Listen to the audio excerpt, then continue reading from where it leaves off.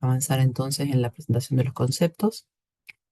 Bueno, hablando entonces de epidemiología, que es una disciplina central en salud pública, vamos a abordar su definición, cómo se desempeña, por eso los métodos de trabajo en epidemiología, cómo es la dinámica de transmisión de las enfermedades, que es uno de los objetos de estudio, para luego finalizar con la evolución de la enfermedad. Entonces, ¿qué es la epidemiología? La epidemiología es el estudio, se la define como el estudio de la frecuencia y la distribución de los problemas de salud y sus determinantes en las poblaciones, ¿sí? Es decir, con el objeto de dar respuesta o de poder intervenir en esos problemas de salud de las poblaciones. Entonces, esto es muy importante recordar que es el estudio de la frecuencia y la distribución de los problemas de salud. La epidemiología está relacionada en su método con distintas disciplinas, como ustedes lo han visto a lo mejor también en relación a otras currículas, a otras materias, como la bioestadística o estadística biomédica, que lo que nos permite es cuantificar los problemas de salud y establecer las frecuencias y la relación entre las variables, pero también con gran variedad de ciencias sociales en relación a la epidemiología, principalmente con la demografía, la economía, recordar la economía sanitaria, la ciencia política, por supuesto que la medicina, todas las ciencias médicas y todas las relacionadas al equipo de salud. Es decir, que se relaciona en forma indirecta como también brinda soporte metodológico. Es decir, ¿qué significa esto? Que le brinda método para que estas otras ciencias también desplieguen investigaciones y produzcan conocimientos en relación con la salud y los problemas de salud de la población. Entonces, por eso es que podemos decir que la epidemiología es la ciencia básica de la salud pública, ¿sí? Hacia donde la epidemiología va innovando, desarrollando métodos o descubriendo o produciendo nuevo conocimiento, es donde la salud pública y la salud global pueden desempeñar mejores intervenciones. Entonces, ¿qué estudia la epidemiología? La epidemiología, etimológicamente, viene de la combinación de dos vocablos que es epi, que significa arriba, y demos, pueblo, logos, estudio, es decir, que es el estudio tratado de los procesos de salud y enfermedad que tienen los pueblos o las comunidades. Es decir, que se va a interesar por conocer las características de los grupos que están afectados por un problema de salud, cuáles son los procesos de salud y enfermedad que tienen, cómo se distribuyen geográficamente, en qué tiempo ocurren, con qué temporalidad, con qué patrón. Cuáles son las causas, por supuesto, o los factores que predisponen a enfermar, como también a recuperar la salud, ¿sí? Es decir, que en todo esto lo que hace es, si nosotros pudiéramos pensar cómo piensan los epidemiólogos siempre están pensando en términos de patrones de enfermedad, modos de enfermar, de curar y de rehabilitar los procesos de salud de enfermedad. Principalmente de intervenir cuando hay problemas de salud. Primero identificando las causas lo más certera posible y libres de azar, y luego diseñando intervenciones que beneficien a esa comunidad. Entonces, básicamente la epidemiología es una investigación etiológica, que se dice, ¿no? ¿Qué es la etiología? Etio viene de aita, el griego significa las causas. Es decir, que es estudio de las causas de los problemas de salud en todos sus determinantes, pero no solamente de las causas, es decir, no por las causas y de quedarse solamente en las causas, sino las causas en relación a las posibles intervenciones que podemos tener para evitar futuros problemas de salud. Y para eso van a haber dos enfoques en epidemiología. Uno de causas proximales, es decir, las más cercanas. Por ejemplo, uno podría preguntarse por qué una persona ha desarrollado obesidad, y podría estar teniendo ahí un pensamiento epidemiológico. ¿Por qué esta persona o por qué este individuo ha desarrollado esta condición de enfermedad o este estado? Nos preocuparíamos ahí por las causas individuales. Y otro enfoque que tienen los epidemiólogos es también, y es más frecuente generalmente, es por las causas que son más distales, es decir, aquellas causas que están más lejos de las observaciones que vemos a cotidiano o más cercanamente, es decir, las causas poblacionales, es decir, pensar por qué algunas poblaciones sufren más obesidad que otras, por qué algunas poblaciones viven más que otras, por qué algunas poblaciones desarrollan más procesos infecciosos de determinado agente que otras, o por qué algunas poblaciones o comunidades se recuperan más rápidamente de tal condición. Ese sería entonces un enfoque más distal. Esos van a ser los enfoques de riesgo que se llaman de los epidemiólogos. Uno más centrado en causas individuales o cercanas y otro es más centrado en causas distales, ¿sí? Entonces, sabiendo que la salud implica, tal como lo ha definido la Organización Mundial de la Salud, un poco más que la ausencia de enfermedad, sino como el estado de bienestar físico, el equilibrio, ¿no? Un óptimo de bienestar físico, psíquico y social, y que está determinado por los factores y los distintos marcadores de las condiciones en las que se viven, es que se va a considerar entonces a este conjunto de factores o marcadores, tales como los factores biológicos, los factores sanitarios, los factores psicosociales, ambientales, como los determinantes del estado de salud o enfermedad de una población. Si volviéramos a la definición de epidemiología que tuvimos recién, diríamos entonces que está centrada en conocer las causas, pero principalmente también la distribución de estas causas y los determinantes. Es decir, echar luz sobre este conjunto de factores que en definitiva su combinación determinan la presencia o no de enfermedad en una población. Entonces, la función más importante de la epidemiología va a ser determinar la frecuencia y las tendencias de exposición, son palabras muy importantes, exposición, a lo que se denominan factores o marcadores de riesgo que se asocian a una enfermedad. Por ejemplo, el fumar está asociado con digamos, aumenta el riesgo de desarrollar cáncer, cáncer de laringe, cáncer oral y cáncer de pulmón. ¿M? Sin embargo, también existe un marcador de riesgo para el cáncer de pulmón, que es el sexo biológico, que es que los hombres tienen un mayor riesgo biológicamente de desarrollar cáncer de pulmón. Esa sería un poco la diferencia entre factores y marcadores de riesgo. Un factor de riesgo es modificable, mientras que un marcador de riesgo no lo es, ¿sí? Todos tenemos marcadores de riesgo que incluso pueden estar dados por nuestra propia biología, por nuestra genética, y sí tenemos factores que podemos modificar, que son generalmente los que están asociados a comportamientos o a exposiciones a determinados agentes causales de enfermedad. Entonces, ¿cuáles son los determinantes del proceso salud-enfermedad en epidemiología? Y principalmente la epidemiología va a estar centrada en tres grandes grupos de determinantes en principio, cuando estamos mirando las causas cercanas o proximales, como son persona, lugar y tiempo.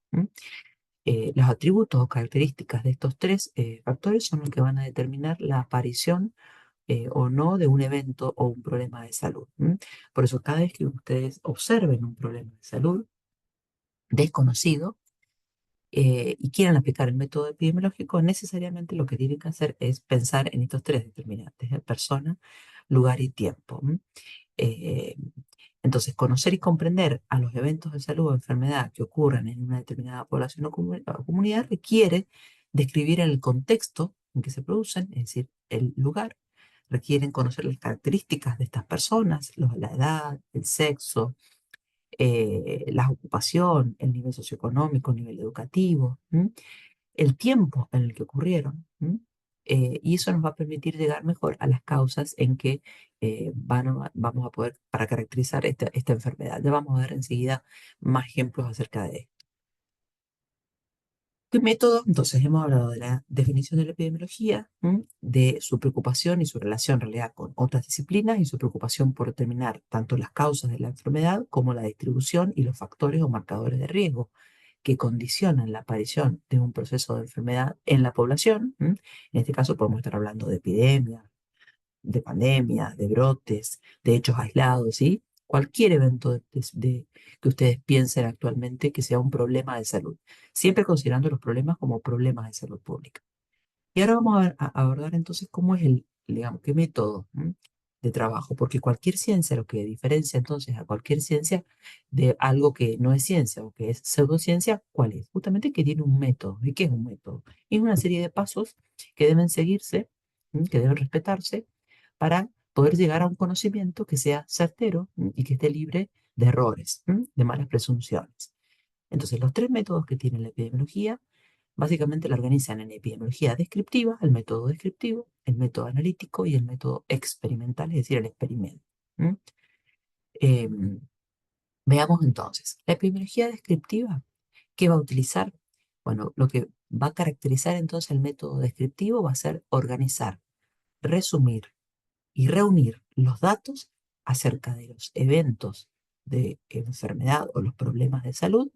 Con esos datos generar información, como dice la infografía, y básicamente entonces describir este fenómeno o este hecho, como lo hemos dicho recién, en tiempo, lugar y persona. Estas tres, como lo dijimos recién, son las variables epidemiológicas clásicas del método descriptivo de la epidemiología, ¿sí? Cualquier intento de describir un problema de salud, por ejemplo, ustedes que tengan que escribir sobre un problema de salud que les interese, tienen que comenzar describiendo estas tres características acerca de ese fenómeno. Y ahí están aplicando entonces el principio del método descriptivo. También el método descriptivo, cuando se trata de una enfermedad eh, que se transmite de una persona o de un agente, de un reservorio a otro, tiene también otros componentes como son lo que se denomina la tríada epidemiológica, que es el agente, el medio ambiente y el huésped. Este entonces se van a cumplir para los procesos de enfermedades transmisibles principalmente. Estas serían entonces las características básicas del método de la epidemiología descriptiva. Por supuesto que al interior del tiempo, lugar y la persona, o de la gente, el medio ambiente y el huésped, podemos tener una gran cantidad de subvariables, o sea, de variables, es decir, de categorías que nos describen mejor a cada uno de estos componentes. Entonces, estas variables epidemiológicas de la ocurrencia de los problemas de salud, podemos dar algunos ejemplos, como les decía yo anteriormente, el tiempo. El tiempo podemos pensar en el periodo en el que se presentaron los casos que estamos observando. Por ejemplo, podemos ir del 20 al 25 de octubre o de julio del año 2023 o del año 2024, o a partir de algo que es muy frecuente en epidemiología, que es dividir el calendario anual en semanas epidemiológicas. Entonces, cada semana de calendario común tiene un número en epidemiología, que tiene la semana epidemiológica 28, la 32, la 43, para que por convención puedan hacerse comparaciones entre diferentes lugares. Entonces, describir el tiempo en el que se presentaron y finalizaron los problemas, este problema de salud. El lugar o ámbito donde se observaron o de donde provienen los casos, ¿no? Si fue un barrio, una comuna, una región, un predio agrícola, un lugar urbanizado, un colegio, una casa, una empresa, una comunidad, si ocurrió en un hospital, en un servicio de un hospital, ¿no? Por ejemplo, si uno piensa en describir un brote de una infección intrahospitalaria, el lugar estaría reducido a este espacio. Si fue un medio de transporte, si fue un brote, una intoxicación alimentaria que ocurrió, por ejemplo, en un crucero, en un barco, en un avión, etcétera. Y de la persona, la variable persona es la que tenemos una mayor cantidad de datos a recolectar. Vamos a tener tantos datos clínicos, es decir, del proceso de signos y síntomas de la enfermedad, como datos epidemiológicos. Es decir, los criterios clínicos van a ser cómo qué signos se presentan, qué diagnóstico puede arribarse. eh, el diagnóstico clínico, por supuesto, siempre tiene que estar presente el diagnóstico clínico, la edad, el sexo de las personas, cualquier otro pruebas de laboratorio o pruebas, digamos, métodos diagnósticos que se hayan realizado. Entonces, por ejemplo, damos un ejemplo en este caso. Perdón. Supongamos que en una comunidad se producen a lo largo de 25 días casos de brucelosis. Ustedes saben que la brucelosis es una zoonosis, es decir, una zoonosis son aquellas enfermedades cuyos reservorios son los animales, es decir, los agentes causales crecen y se multiplican, se reproducen en animales, y de ahí, de los animales, se transmiten al hombre, al ser humano. Entonces, la brucelosis lo produce una bacteria que se llama Brucella, y que generalmente está presente en todos los animales, en los mamíferos y los subproductos derivados, como pueden ser los lácteos, derivados, por ejemplo, del ganado. Entonces, en esta comunidad que se producen durante 25 días comienzan a aparecer diagnósticos de brucelosis. Los epidemiólogos tienen que definir primero el caso. Bueno, ¿cómo se define el caso de brucelosis? Todo evento tiene una definición. Todos aquellos casos con sintomatología que es compatible con brucelosis, como son náuseas, vómitos, mareo, dolor muscular, malestar general, y la confirmación por laboratorio, o antecedentes de haber tenido un nexo epidemiológico con el brote, es decir, haber estado en contacto con otra persona que ha ingerido o que ha tenido también, ha desarrollado brucelosis. Esta sería la definición del caso. Se describen los casos a continuación, entonces definimos de todas las personas, de los 25 casos, persona, lugar y tiempo. Entonces empezamos a analizar si estos casos están ubicados en el mismo lugar geográfico, o tienen relaciones entre sí. Y resulta que se encuentra de este análisis que todas estas personas están relacionadas con el consumo de quesos o de un producto lácteo, podría ser, de un productor local de esa comunidad, alguien que produce lácteos y que los comercializa, y estos 25 casos han consumido lácteos producidos por este productor. La redundancia. Entonces se notifica a las autoridades, se realizan las medidas preventivas, se produce generalmente lo que se hace ahí es ir al decomisamiento o a la limitación de prohibir, digamos, la comercialización y analizar estos productos, y también los animales, en este caso serían el ganado de donde se obtienen los productos lácteos y cómo se realiza el proceso. Generalmente la brucelosis se produce porque los productos lácteos no están pasteurizados, ¿no? Entonces no se elimina la bacteria se transmite y en el hombre produce la brucelosis. Este sería un ejemplo de un método descriptivo de un caso, de un problema de salud, mediante un abordaje epidemiológico, lo que se llama epidemiología de campo o ejemplo de brote, que lo podemos aplicar a cualquier condición. Otro ejemplo podría ser también la epidemia, ejemplos más globales, ¿no? Cuando se describieron los casos de epidemia de ébola en el 2014 en el sur de África, que tuvimos 16 brotes de ébola. La ébola es una enfermedad, también es una zoonosis terriblemente letal. Sí, letal significa que mata entre el 90 y el 95% de las personas que lo contraen. Bueno, en ese momento ese brote pudo estar, digamos, confinado, y si bien se produjo una alta letalidad y mortalidad por esta condición, siempre se está atento a que no se produzca nuevamente porque es un virus realmente muy contagioso y muy letal. Y lo que pasó con la pandemia de SARS-CoV-2, ¿no? Donde ahí tenemos abajo un gráfico de la cantidad de casos, muertes y el total de vacunados al 2022. Esta pandemia que lo que hizo justamente a partir de un pueblo por allí perdido en China, transmitirse en menos de 2 meses a todo el resto del mundo y originar, digamos, cierres simultáneos y una pandemia de la que no se tenía registro hacía más de 100 años después de la gripe española, ¿sí? Ahí tenemos también otro ejemplo del método descriptivo, porque ustedes recuerdan que ahí lo que se hacía era describir la cantidad de casos, se definía el caso, la definición de caso iba cambiando de acuerdo a cómo iba aumentando el conocimiento acerca de qué personas eran las que eran más susceptibles o no de contraer el virus, cuáles eran las medidas de barrera que podíamos evitar para contagiarlo, y además cómo se transmitía el virus o cómo se sigue transmitiendo. De hecho, el SARS-CoV-2. Bien, para pasar entonces ahora a la epidemiología analítica, lo que va a hacer la epidemiología analítica es que una vez que nosotros tenemos descripto, digamos, problemas de salud, en realidad lo que interesa saber es llegar a las causas. Y para eso entonces va a formular una hipótesis. ¿Qué es una hipótesis? Es la respuesta que se da a la posible pregunta sobre la causa de un problema de salud. Entonces, para poder confirmar que esta hipótesis es verdadera, ustedes saben que nosotros utilizamos un método estadístico en salud pública y en epidemiología, que es confirmar o rechazar una hipótesis. En este caso nosotros vamos a plantear dos hipótesis, una hipótesis nula, una hipótesis alternativa, y entonces con el uso de diferentes técnicas estadísticas se van a hacer inferencias de manera de poder establecer una relación o una asociación causal entre el agente o el factor que estamos observando y el desenlace o el hecho de los casos que se producen. En realidad son relaciones estadísticas entre las variables.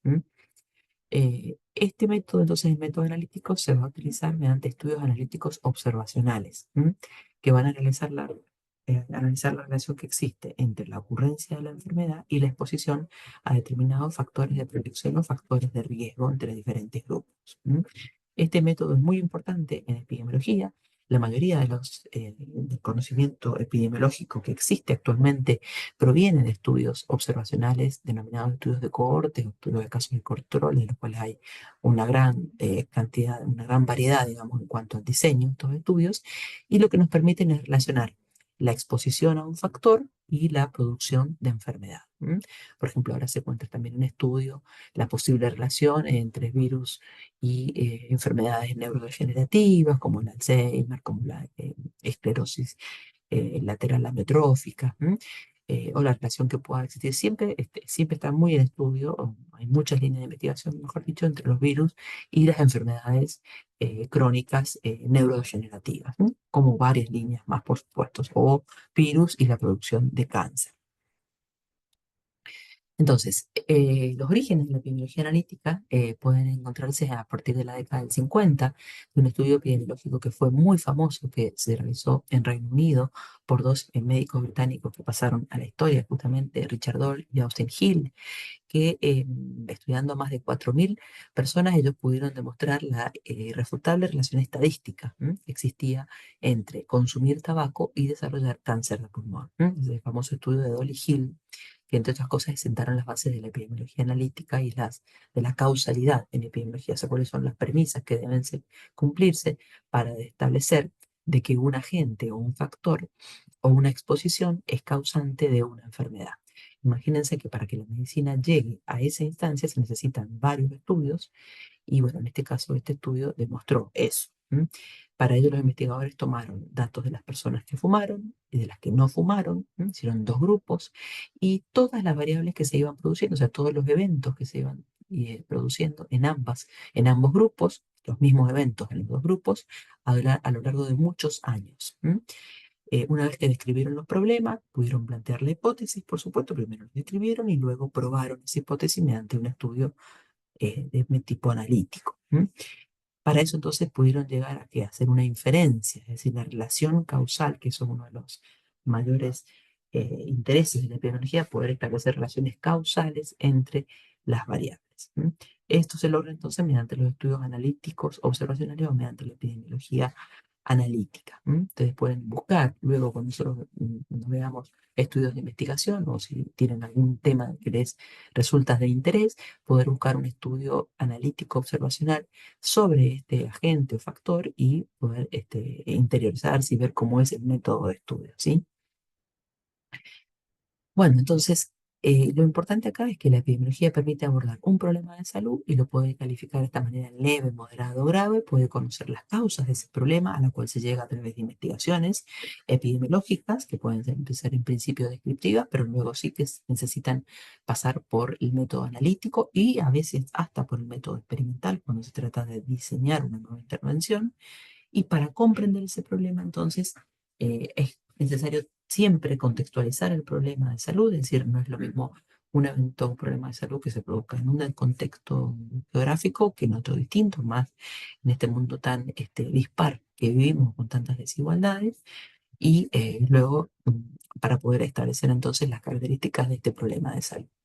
Bueno, los aportes de la bioestadística lo hemos dicho ya, solamente repetir entonces que solamente se pueden extraer conclusiones con el aporte de la bioestadística porque digamos, el principal amenaza que tiene el método epidemiológico o cualquier inferencia en salud pública es que las observaciones que estemos encontrando se deban solamente por azar y no debido a la presencia de este agente o este factor. Entonces, la estadística va a tener una gran importancia. ¿Para qué se aplica la epidemiología? Bueno, para muchísimas cosas, más de las que ustedes imaginan el día de mañana cuando ya sean profesionales. Para análisis de mortalidad, para sistemas de vigilancia de enfermedades, sistemas informáticos. Todos los países tienen sistemas de vigilancia y se notifican algún grupo de enfermedades que se llaman enfermedades de notificación obligatoria, como son el Mendoza al Chago, como es el tétano, el botulismo, la fiebre hemorrágica argentina, el sarampión, el cólera, bueno, que ya está un poco, digamos, digamos, está más controlado, o la poliomielitis, ¿sí? Para realizar encuestas de salud, para estudios de frecuencia y distribución de los problemas de salud, para efectos de para medirlos, como si se diseña una intervención, para medir los resultados de las intervenciones, como puede ser introducir una vacuna, o utilizar un fármaco nuevo, o un nuevo método diagnóstico, bueno, para detectar y resolver brotes epidemiológicos, para ver el estado de salud de una población, para conocer las causas del estado de salud, bueno, para gestionar los servicios de salud. Este mismo método se puede aplicar a un servicio de salud, a un hospital, a una área sanitaria, a cualquier grupo de intervenciones sanitarias para medir calidad, para medir efectividad, para muchísimas aplicaciones. Es una ciencia realmente hermosa y yo los invito a que el día de mañana sean fervientes impulsores y defensores del método epidemiológico en lo que ustedes hagan, ¿sí? Porque les va a traer grandes satisfacciones.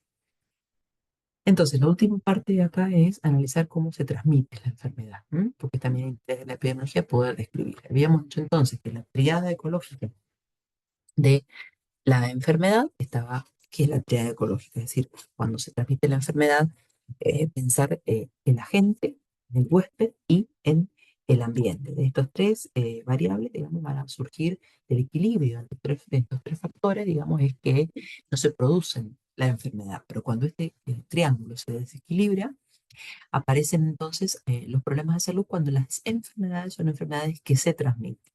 Porque globalmente, o sea, podemos decir que existen dos grandes grupos de enfermedades, que son las enfermedades transmisibles, ¿m? Que responden a este esquema que estamos viendo ahora en la pantalla, y las enfermedades no transmisibles, que no están producidas por agentes microbiológicos, sino que están producidas por factores de riesgo. Cuando se trata de transmisible, vamos a tener un huésped, que va a ser aquel que alberga y recibe este, la agresión del agente, los agentes, que son los elementos causales que agreden o dañan, pueden ser agentes físicos, agentes químicos, agentes microbiológicos, ¿m? Y el ambiente o el entorno físico, biológico, social, económico en el cual transcurre esta enfermedad.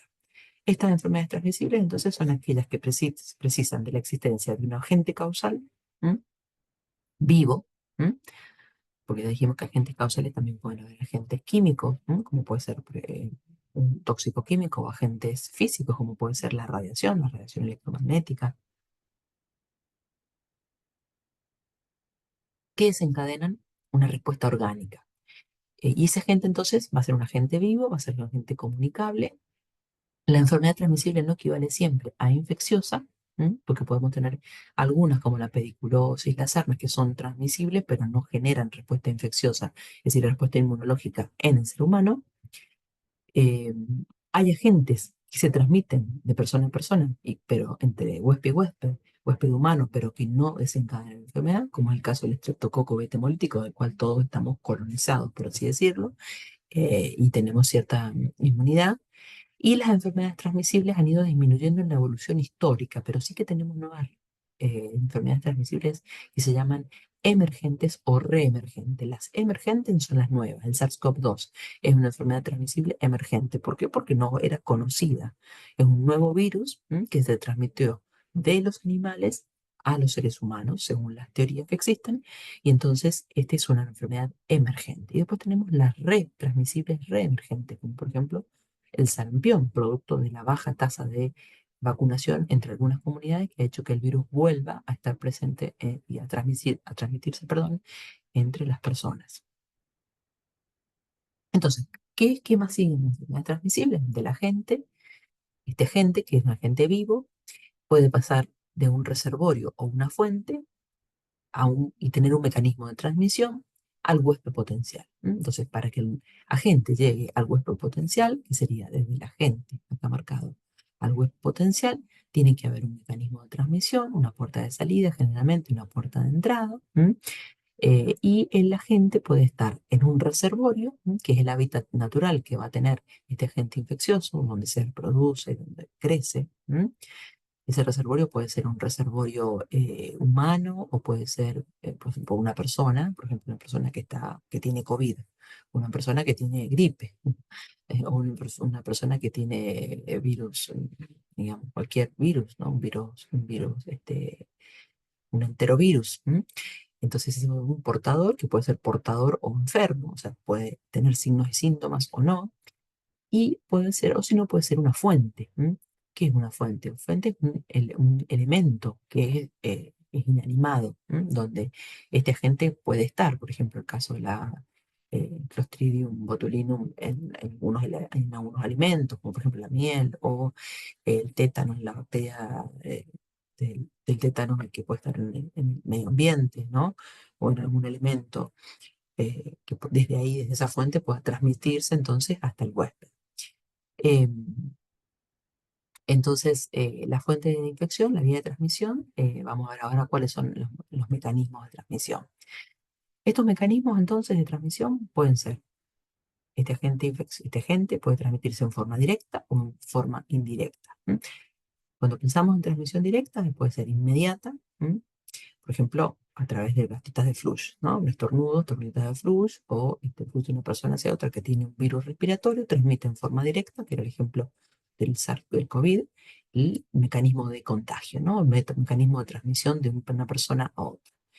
A través de, por vía mediata, es decir, a través de un objeto, por ejemplo, eh, puede ser a través de, bueno, también las mismas gotitas de flush, ¿no es cierto? La saliva o las mucosas, a través vertical, la transmisión directa vertical, que es la que ocurre en el embarazo, a través de la placenta y el parto, o por la lactancia materna, como ocurre, por ejemplo, con el virus del VIH.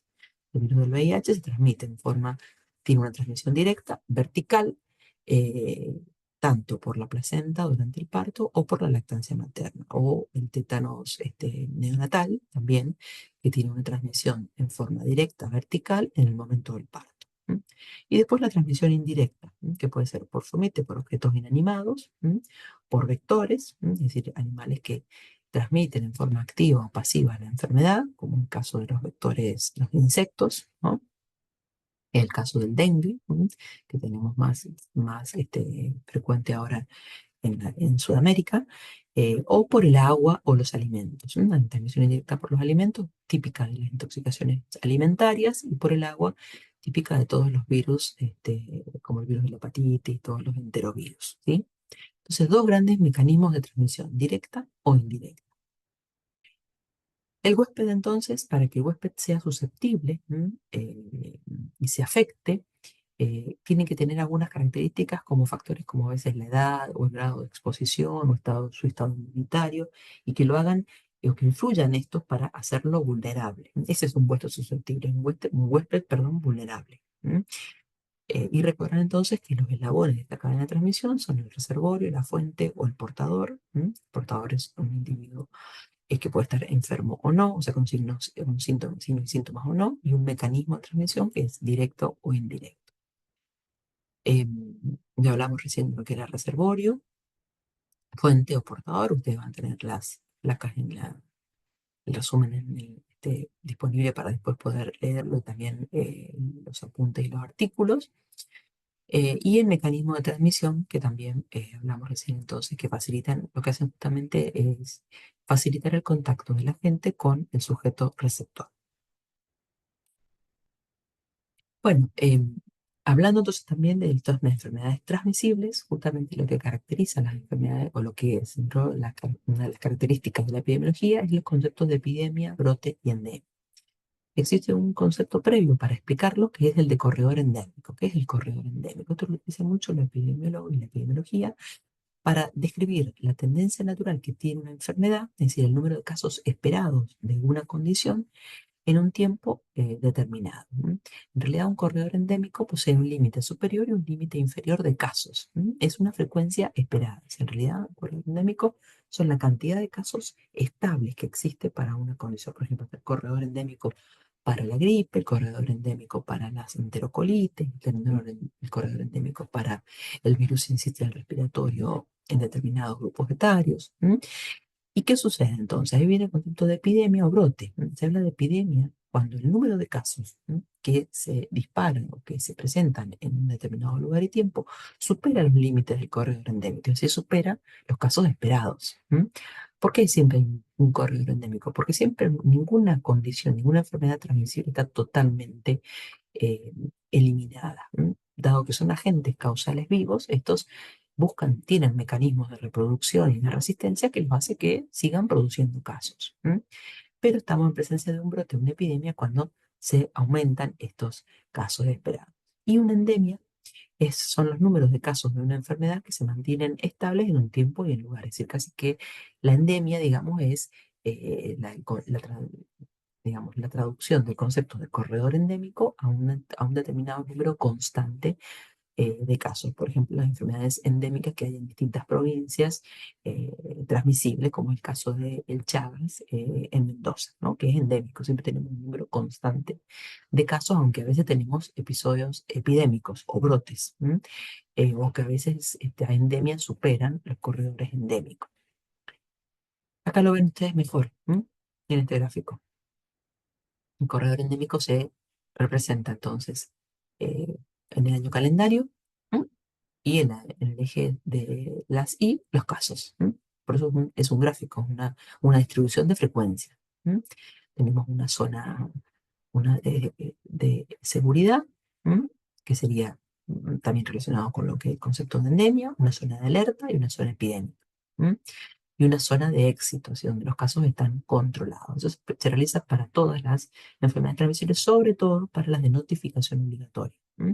Las enfermedades de notificación obligatoria, que ustedes después van a buscar cuáles son en Argentina y las van a apuntar. Pandemia en caso, entonces, es cuando el número de casos de una condición supera lo esperado en un lugar y un tiempo y se manifiesta en varias regiones o países simultáneamente. Y bueno, ustedes ya con el caso de la pandemia por SARS-CoV tienen perfectamente explicado cuándo estamos frente a un caso de una pandemia. ¿Cuáles son las medidas de control?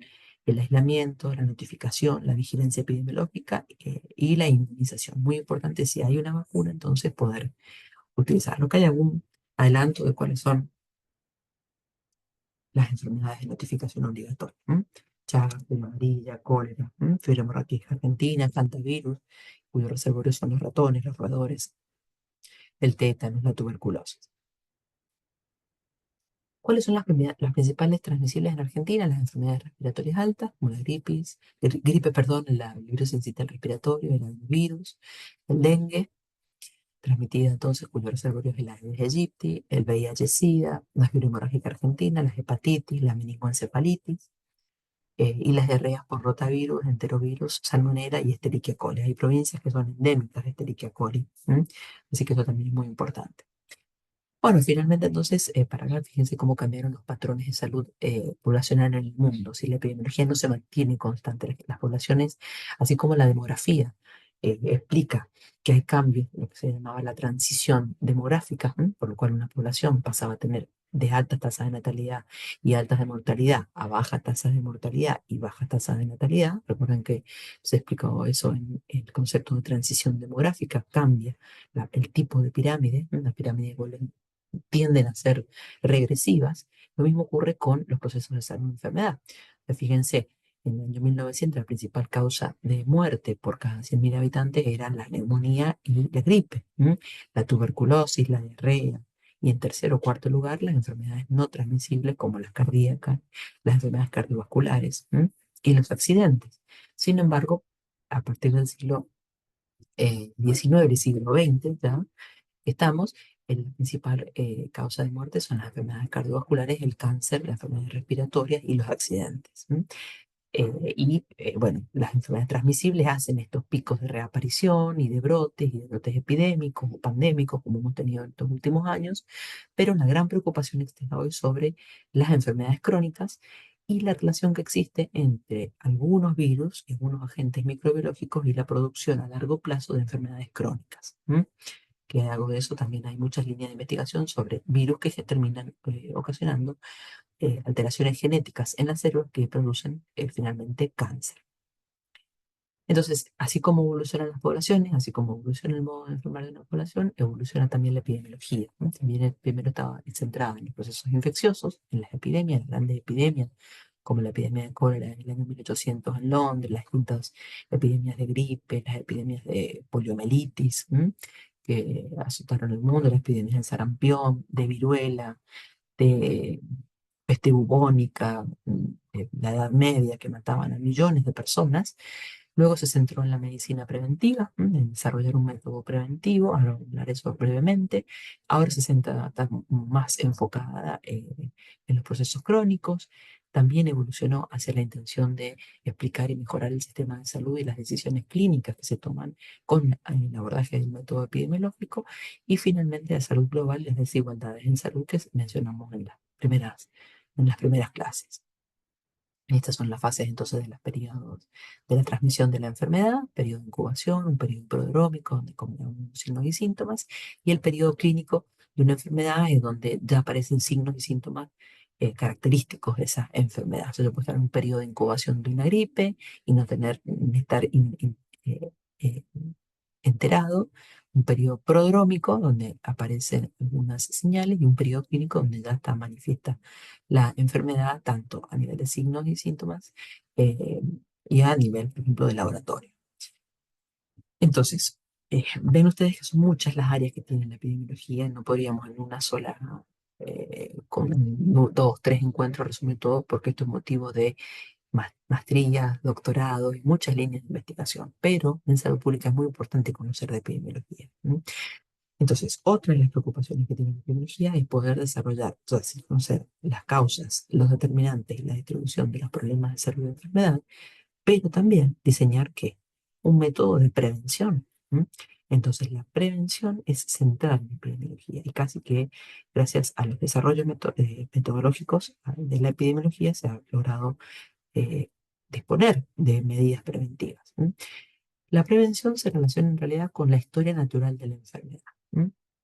La historia natural de la enfermedad, que se la define como el curso que tiene una enfermedad si nosotros no interviniéramos en esa enfermedad. Es decir, un individuo, una comunidad que contrayera una enfermedad y no se interviniera de ninguna manera, de hecho sucedía hace unos años atrás en algunas enfermedades, finalmente lo que ocurriría sería o que esa persona se sanara o que esa persona quedara con discapacidad o que esa persona muriera. ¿Sí? Entonces, en relación a eso, que es la historia natural, el curso natural que sigue una enfermedad, es que se desarrollan intervenciones en distintos momentos para poder tener métodos y medidas preventivas. Si pensamos en el periodo prepatogénico, que es lo que, lo que expliqué recién yo en esta eh, diapo con el periodo de incubación. En el periodo prepatogénico, eh, existe un equilibrio entre la gente, el medio y el huésped, ¿no? Hablando de enfermedades generadas, originadas por agentes microbiológicos. Es decir, y si estamos hablando de no transmisibles, existiría un equilibrio entre la gente, entre el ser humano y los factores de exposición, como serían factores ambientales o algún factor de riesgo como fumar, la dieta, el ejercicio, o el consumo de sal, ¿sí? Entonces, lo que se hace en este periodo prepatogénico para intervenir en la historia natural de la enfermedad es tener todo un conjunto de medidas que se llaman prevención primaria. ¿Qué es la prevención primaria? Es la protección específica para que para fortalecer el equilibrio de este agente o perdón, del huésped. ¿M? ¿Cuáles son ejemplos de medidas de prevención primaria? Todos los hábitos y las conductas saludables, que yo les mencionaba recién, y dentro de las que son intervenciones concretas, la vacunación. O sea, con la vacunación lo que se hace es proteger perdón, específicamente a un huésped o un individuo de contraer una enfermedad. ¿Qué pasa si esa enfermedad avanza? Comienza o se entra en lo que se llama el periodo patogénico. El periodo patogénico tiene dos subperiodos, el periodo subclínico y el periodo patogénico propiamente dicho. En el periodo subclínico aparece la enfermedad, pero no se manifiesta. Estamos en el periodo prodrómico que pensábamos recién, ¿no? Y en el periodo patogénico ya aparecen los signos y los síntomas. El conjunto de medidas para el periodo patogénico se llama prevención secundaria. ¿Por qué se llama prevención secundaria? Porque ya está el agente en contacto, ya está el factor haciendo de las suyas, digamos, con el individuo o las personas. Entonces, lo que se puede hacer es diagnosticarlo rápidamente para poder intervenir o tratarlo. Es decir, aplicar ya tratamiento, como puede ser un tratamiento antibiótico o como puede ser cualquier otro tipo de tratamiento para una enfermedad crónica como disminuir la presión arterial o tratar algún problema cardíaco o algún problema de control de glucemia, etcétera. O sea que la prevención secundaria está caracterizada por un conjunto de diagnóstico, medidas de diagnóstico y medidas de tratamiento. Y si esa enfermedad siguiera, y ya tuviéramos resultados con daño en las personas, o sea, las personas tengan ya discapacidad sin llegar, ¿no es cierto?, a tener ya estado de muerte, lo que se hace son hacer medidas de prevención terciaria. ¿Qué es la prevención terciaria? La rehabilitación y la integración, el recupero. Es decir, un conjunto de medidas que lo que hacen es mitigar el daño que ya no pudo evitarse con la prevención secundaria ni con la prevención primaria. ¿M? Entonces, ustedes pueden hacer un muy buen ejemplo, elegir una condición y hacer la historia natural de la enfermedad, pero sobre todo describiendo cuáles son todas las medidas de prevención primaria, secundaria y terciaria. Por ejemplo, para la diabetes tipo 1, la diabetes tipo 2, mejor dicho, ¿no? Porque la diabetes tipo 1 no tiene cura, digamos, tiene tratamiento, tiene prevención secundaria y terciaria. ¿No? Entonces, por ejemplo, vamos a tomar diabetes tipo 2, cáncer de mama, cáncer de pulmón, enfermedad cardiovascular, hipertensión arterial, con cualquiera de estas, describir entonces cómo la epidemiología tiene para cada una prevención primaria, prevención secundaria o prevención terciaria, o hacerlo también para una enfermedad transmisible, ¿m? Como puede ser dengue, Chagas, sarampión, etcétera. Entonces, yo les doy un breve ejemplo. Por ejemplo, hagamos la historia natural de la enfermedad por hepatitis B. ¿M? La hepatitis B, que es una hepatitis, digamos, que es bastante dañina, por así decirlo. ¿M? El agente causal es el virus de la hepatitis B, se transmite en forma directa por vía sexual. ¿M? Tenemos una medida de prevención primaria que es la vacunación, la vacuna contra la hepatitis B. Todos los niños son vacunados apenas nacen con dos refuerzos de la hepatitis B y luego tienen un tercer refuerzo. ¿M? Si no fueran vacunadas estas personas, ¿qué pasaría? ¿No? O personas que, de hecho, la vacunación se introdujo hace no más de 20 años, la vacunación de la hepatitis B. Antes no existía vacuna contra la hepatitis B. Y entonces, ¿qué teníamos? Teníamos solamente prevención secundaria para esas personas, que son personas que hoy deben tener más de 60 años, 50 años, ¿no? 60 años. Eh, Tenemos un diagnóstico precoz. ¿M? Y un tratamiento con drogas antivirales. ¿Cómo es el diagnóstico precoz? Son test diagnósticos, para detectar la lesión, sobre todo el daño que produce la hepatitis B en el hepatocito. Produce la inflamación del hepatocito que lleva a que el hígado se vaya esclerosando, se produzca digamos, la necrosis finalmente, o la necrosis del hepatocito, la muerte o el cáncer hepático. También el virus de la hepatitis B produce cáncer hepático. Los pacientes que tienen afectado el hígado son candidatos a trasplante pulmonar, a trasplante hepático, perdón. Eh, Eso es lo que está mencionado entonces en la prevención terciaria. Si esta enfermedad progresa y no es suficiente la prevención secundaria de la hepatitis B y del daño que ha producido, hay que pasar a el trasplante o los cuidados paliativos en el caso de que se haya desarrollado cáncer hepático, ¿m? Porque digamos, el daño es inevitable y irrevertible. ¿M? Bueno, este es un ejemplo, entonces también tenemos otra medida de prevención primaria ahí para la hepatitis B, que es utilizar relaciones sexuales con protección, ¿m? Porque el virus se transmite por contacto entre las mucosas, entonces también tenemos otras medidas de prevención primaria. Esto para que ustedes vean cómo todo este conocimiento acerca, por ejemplo, de este ejemplo que damos, se ha ido desarrollando a través del método epidemiológico con estudios de investigación describiendo la relación que existe entre la hepatitis B y las medidas. O sea, viendo cómo puede diseñarse estrategias, pero sí o sí necesariamente con estudios de investigación. Bueno, muy bien, me dijo la bibliografía y lecturas en el campus y creo que finalizamos acá.